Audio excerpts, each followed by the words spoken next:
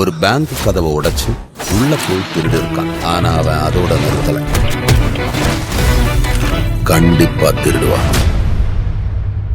தமிழக சட்டசபை தேர்தலில் பதிவான ஓட்டுகள் நாளை எண்ணப்படுகின்றன. ஓட்டு எண்ணும் மையங்களில் திமுக ஏஜென்ட்டுகள் எப்படி பணியாற்ற வேண்டும் என்று ஆன்லைனில் பயிற்சி மற்றும் ஆலோசனை வழங்கப்பட்டுள்ளது.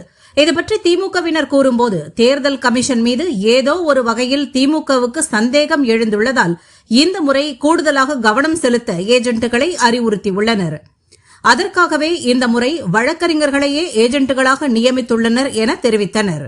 குறைந்த ஓட்டுகள் வித்தியாசம் ஏற்படும் தொகுதிகளில் தபால் ஓட்டுகள் வெற்றியை முடிவு செய்யும்.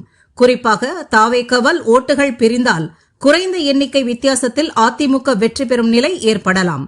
முதலில் எண்ணப்படும் தபால் ஓட்டுகளில் குழப்பம் இருந்தால் கடைசி 3 ரவுண்டுகள் எண்ண வேண்டிய மின்னணு இயந்திர ஓட்டு பதிவுகளை எண்ண விடாதீர்கள், நிறுத்தி வைத்து விடுங்கள்.